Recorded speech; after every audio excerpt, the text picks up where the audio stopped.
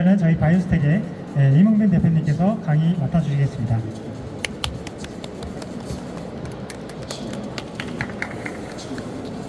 안녕하세요. 몇 분이 아직 안 오셨는데 시작을 하겠습니다. 저는 32년 차 치과의사이고요. 제가 개업 2년 차 때 전장실에다가 포세린 퍼니스를 갖다 놓은 게 제 인생의 옆길로 새는 지름길이 된 것 같습니다. 그 다음에 계속 포셀린 쪽으로 옆으로 새다가 세라믹 브라켓도 만들고, 그 다음에 저희는 이제 어떻게 브라켓을 치아에 잘 붙이나 연구하다가 선생님들이 이제 질코리아 크라운에 붙이기 힘들다라고 그래서 이거 왜 못 붙여? 붙일 수 있는데, 그래서 이번에 이제 세미나를 열게 됐어요. 보통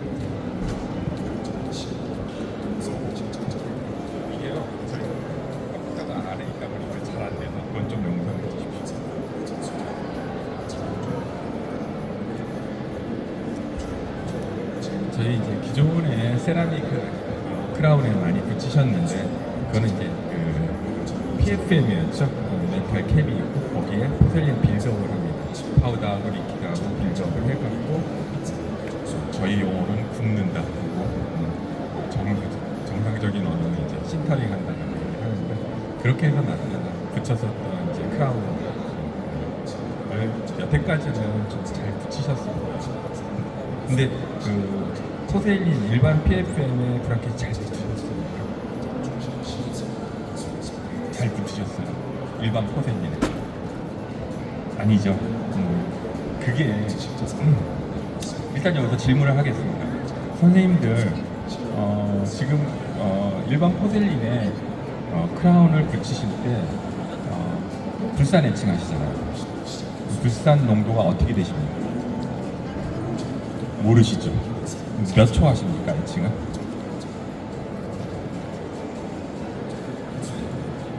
적당이라고 알아듣겠습니다. 실제 적당한 재료로 적당한 치료를 하거든요. 아닙니다. 실제 불산의 농도가 시장에 나오는 게 4%짜리하고 9.5%짜리 두 개가 있습니다. 그거에 따라 불산의 애칭 타임이 틀립니다. 근데 그거를 적당히 하시면 브라켓이 무슨 재주가 있습니까? 적당히 붙어 있어야죠. 그래서 일단은 농도를 확인하셔가지고 애칭 타임이 틀립니다. 일반 포셀린 같은 경우는 이제 애칭 타임을 9.5%로 했을 때는 90초 정도 되고요. 그 다음에 4%짜리 그때는 4분 정도. 생각보다 길고요. 불산이라는 것 자체가 굉장히 위험하기 때문에 오랫동안 애칭하는데 좀 리스크가 있습니다. 좀 높은 걸로 항상 조심하시고 쓰시면 되고, 그 다음에 이제 사일란을 처리할 때도 실제 사일란이 포셀린과 만나서 축가 반응이 일어나서 바깥으로 물이 스며나오고 불순물들이 나오게 됩니다. 그래서 충분히 에어를 해주고요. 또 충분히 시간을 기다렸다가 그게 반응이 끝난 다음에 처리를 해주셔야 되는데, 보통 사일란하고 에어 한번 훅 하고 그 다음에 붙이십니다. 근데 아니거든요. 실질적으로 이론적으로는 4분을 기다리셔야 돼요. 근데 너무 길죠. 그럼 뭐 타액 오염 안 되고. 그러면 그 해결하는 방법이 40초 내로 줄일 수 있는 방법이 유일하게 하나 있는 게 웜에어예요. 그러면 따뜻한 공기는 입으로 팍 불어주시고, 선생님이 해주시면 환자분들은 좋아하겠지만 다른 방법이 그렇다고 헤어드라이기를 쓰기도 해요. 그러니까 시간을 충분하게 기다렸다가 에어를 해주셔야 돼요. 그렇게 하고 그렇게 붙여주셔야 되는데, 여태까지는 선생님은 운이 좋으셨고 선생님 운이 나쁘셨던 거예요. 적당히 하시는데 오래 버텼고 적당히 빠르셨던 거죠.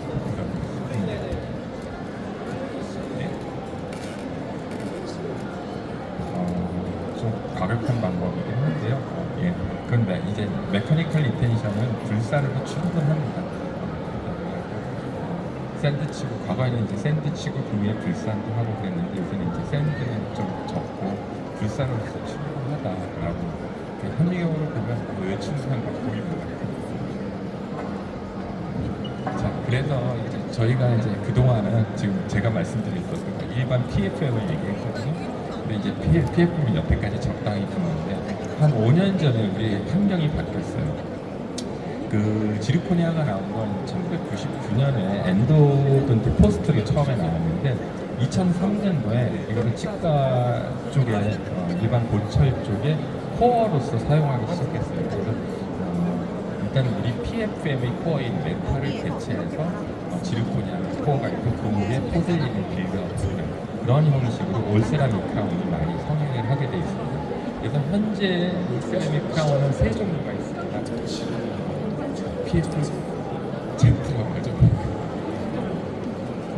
지르코니아 위에 일반 포셀린을 돌려서 빌드업한 PFG 그 다음은 한 5년 전부터 지르코니아를 한 블록에서 색상을 다양하게 했습니다. 그라데이션이 나오면서 그냥 지르코니아를 그냥 밀링 머신하고 소위 말해서 신터링만 하면 색상이 자연스럽게 나올 수 있는 그라데이션 블록이 나와갖고 풀 지르코니아 크라운이 한 5년 전부터 나오기 시작했어요.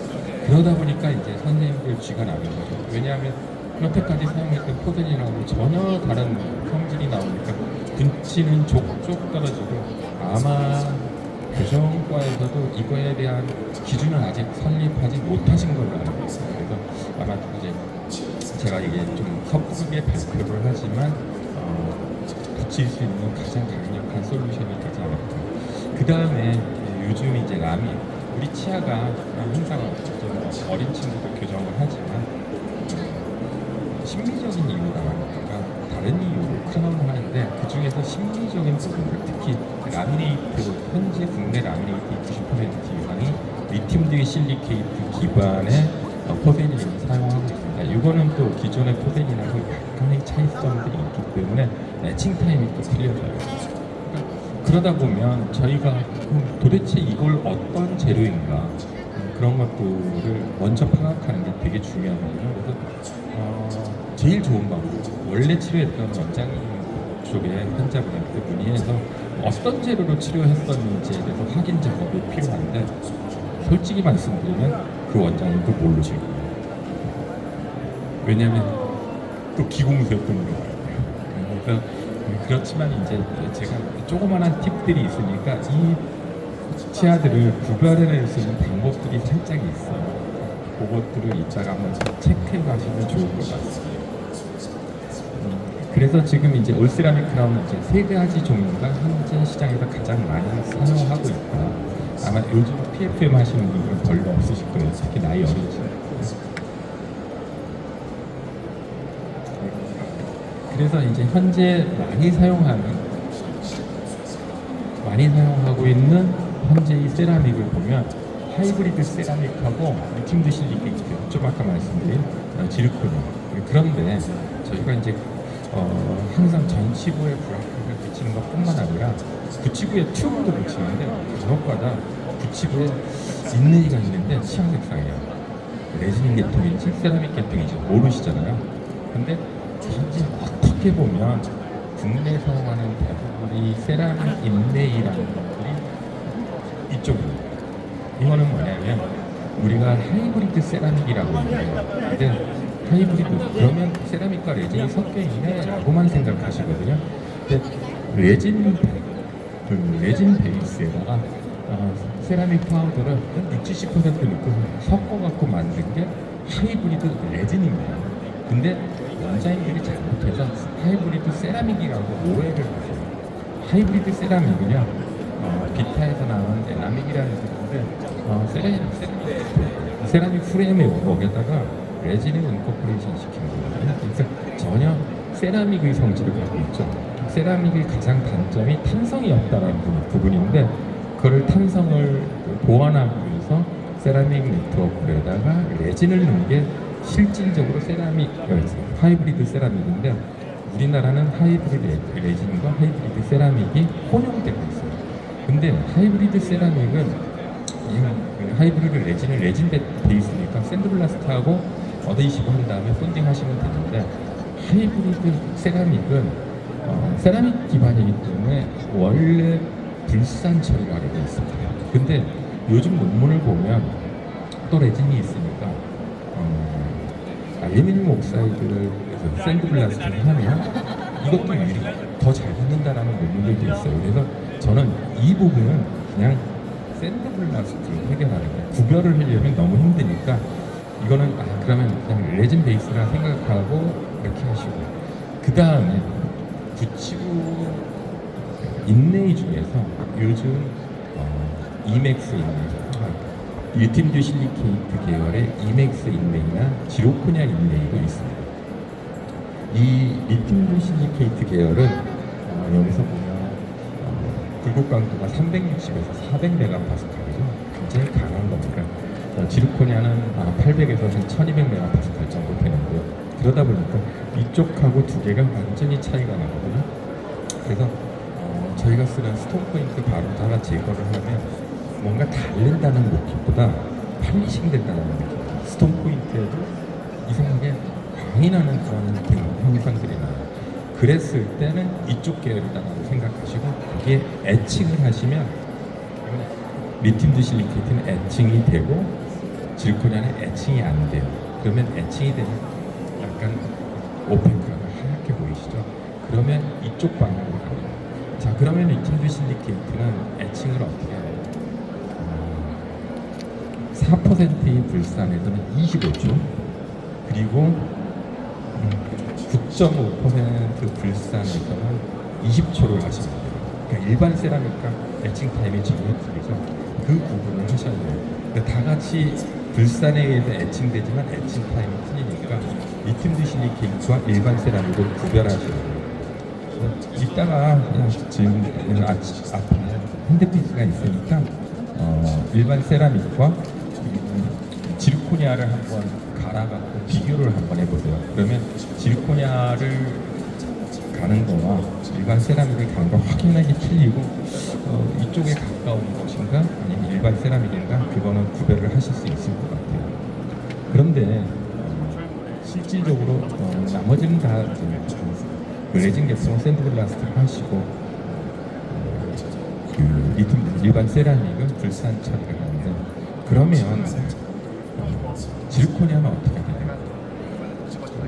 불산 처리 안 됩니다. 샌드블라스트 삼각형을 찾죠. 진짜 지르코니아를 보면 불산이나 샌드블라스트 만만의 콩떡입니다.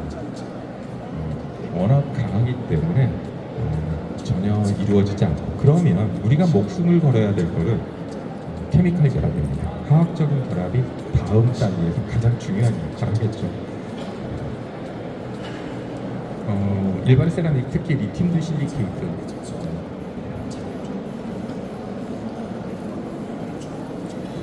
여태까지 말씀드렸었던 지르코냐 이외의 모든 세라믹들은 SiO2, 실리카 계열이 있기 때문에 불산에 의해서 애칭이 됩니다. 애칭을 하면 아까 어떤 분이 샌드블라스트 하시면 안 되니까 라고 했는데, 실제 애칭을 하면 이렇게 러프니스가 증가를 해요. 그래서 굳이 과격하게 샌드블라스트 하실 필요 없이 불산 처리만 해도 충분하게 리텐션을 얻을 수 있거든요. 이 불산 처리를 하게 되면 침상 구조라고 합니다. 리빌 쉐이드로다가 들어있고 이 언더컷들이 있어서 러프니스를 증가하고, 그래서 여기에 케미칼 결합을 하거든요. 사일란에 의해서 케미칼 결합이 가능하다. 그러나 지르코냐들을 입자를 보면 이 입자가, 저는 이거 처음에 샘 사진을 보고 깜짝 놀란 게, 저기 그 페루의 마추픽추에 가보면 돌담들이 있죠. 진짜 물샐 틈 없이 서로 입자들이 결합이 돼서 이렇기 때문에 이걸 보고 이거 샌드블라스트 진짜 힘들고 불산도 힘들겠다.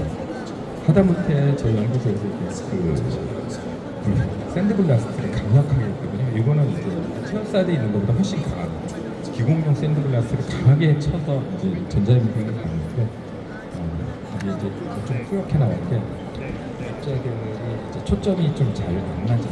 우들두들하기 때문에. 그래서 전자염색 사진에도 이러는데, 실질적으로 지르코니아 입자가 샌드블라스트 대비는 굉장히 힘들고, 어떤 부분 보면 이게 샌드블라스트 친 알루미늄 옥사이드가 이 틈 사이로 꽂힌다라고 그만큼 샌드블라스트가 쉽지가 않아요. 지르코니아 입자를 깨트려서 샌드블라스트 러프니스가 굉장히 힘들어요.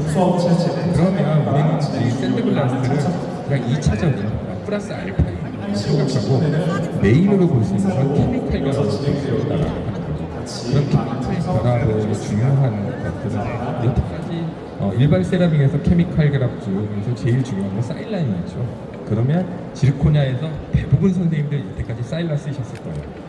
불산 처리하고 사일란 처리하고 그리고 그 다음은 왜 떨어지지? 그 다음에 불산 처리하고 사일란하고 또 떨어지는? 그게 여태까지 대답이었거든요. 근데 머릿속에 지우십시오. 일반 세라믹과 지르코니아는 전혀 틀립니다. 거기에는 10MDP라는 성분이 들어가 있어요.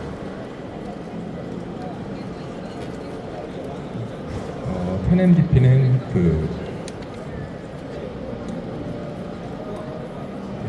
저 안쪽에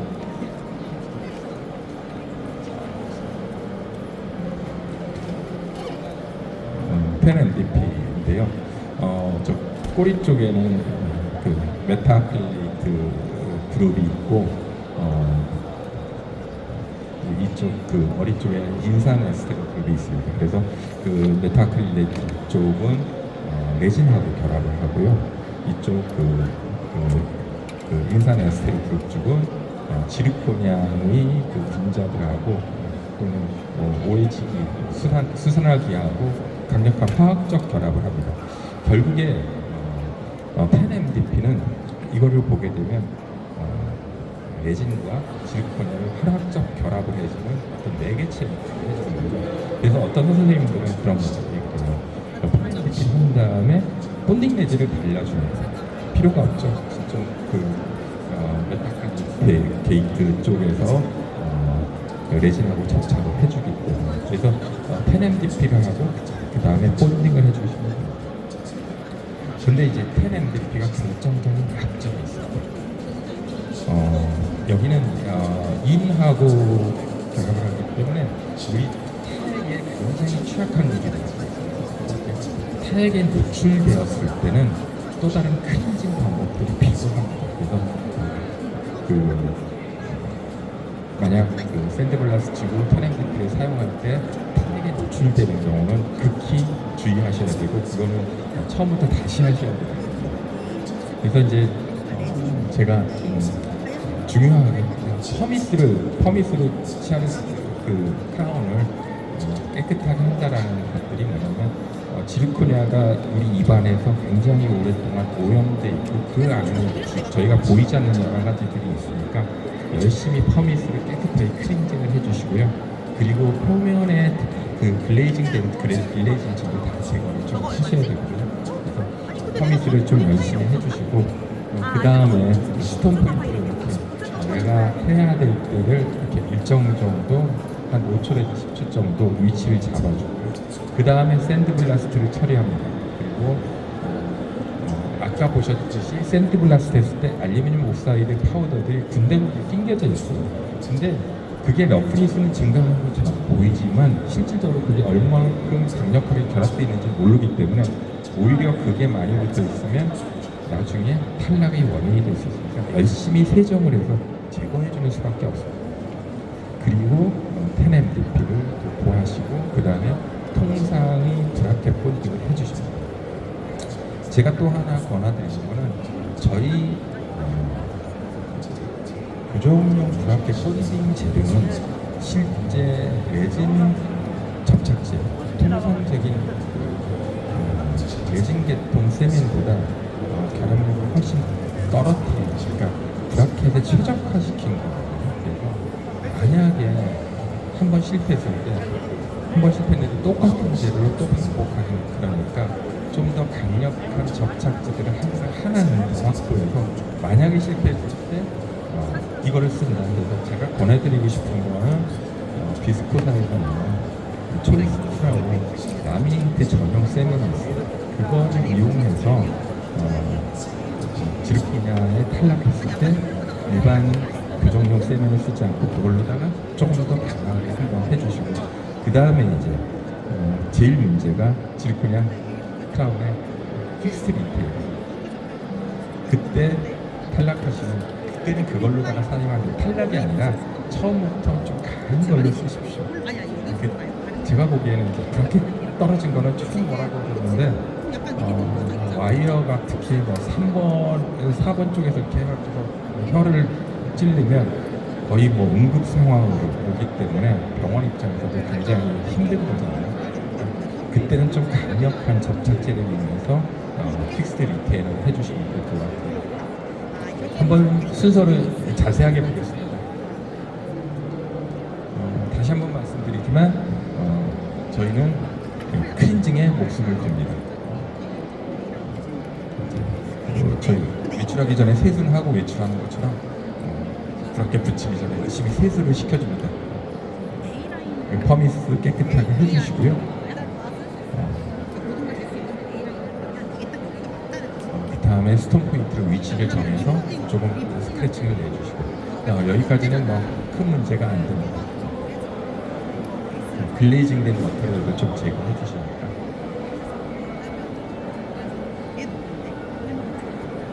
그 다음에 샌드블라스트 하는데요. 샌드블라스트 할 때 조심하셔야 됩니다. 지르코니아는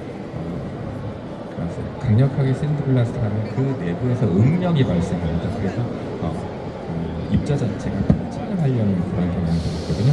그러면 이 팽창을 하게 되면 나중에 크랙이 오는 거예요. 처음에는 나타나지 않지만 나중에 교정 끝났는데 크랙이 간다든가 그래요. 그러니까 저희가 목숨을 건 건 케미칼이고 러프니스 증가에서는 어느 정도 소프트하게 해도 됩니다. 그래서 소프트하게 하려면 지금 선생님들 병원에 아마 컴프레셔에 대해서 세팅된 게 보통 2인치 3바 정도 되는데 여기 살짝 거리를 조정해서 거리를 한 2mm, 2cm 정도로 조절해서 해주시는데 자 보십시오. 샌드블라스트 파우더 알루미늄 옥사이드한테 내가 탁 쏩니다. 그러면 가는 놈은 그 우측 방향 그래갖고 가는 놈은 우측으로 오는 놈은 이렇게 좌측으로 그게 안 되죠. 그러니까 어떻게 합니까? 약간 비껴서 쳐야 됩니다. 그렇다고 45도로 비껴치면 샌드블라스트 파워가 떨어지니까 약간 비낀 게 60도에서 80도 정도 살짝 비껴서 샌드블라스트 치고 2바 이하로 2cm 정도 거리에서 10초 정도 쳐줍니다. 그게 이제 기본적인 매뉴얼이 되겠습니다.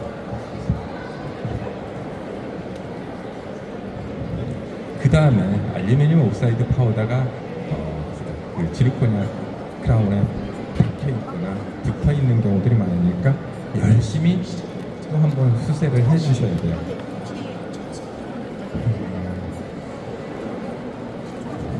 그리고 이때부터는 탄핵에 절대로 노출이 되지 않아야 됩니다. 만약 탄핵에 노출이 됐을 때는 비스코사의 지르크린이라는 게 있어요. 지르크린이라는 게 있는데 그걸로 수세를 해주시면 되고 만약 이게 크라운이다 그러면 그 NaOC 있죠? NaOC에 희석해서 그걸로 울트라소닉 크린에다 넣는데 이거 타액 오염됐다고 환자를 그 울트라소닉 크린에다 넣을 수는 없으니까 지르크린을 좀 쓰시고요. 그래서 이제 제일 중요한 게 타액에 오염이 안 되고 그 다음에 이 텐MDP 쓸 때는 시간이 중요합니다. 텐MDP를 쭉 바르시고 한 번, 두 번 정도, 두 방울 정도 발라주시고요. 바르면 표면이 반짝반짝한 느낌이 들어요. 그리고 1분을 기다려서 거기도 축합 반응이 일어나면서 이물질들이 밖으로 나오니까 밖으로 다 나온 다음에 에어를 쭉 불어주시고 에어를 골고루 펴주셔가지고 그 다음에 통법에 브라켓 분리를 해주십니다.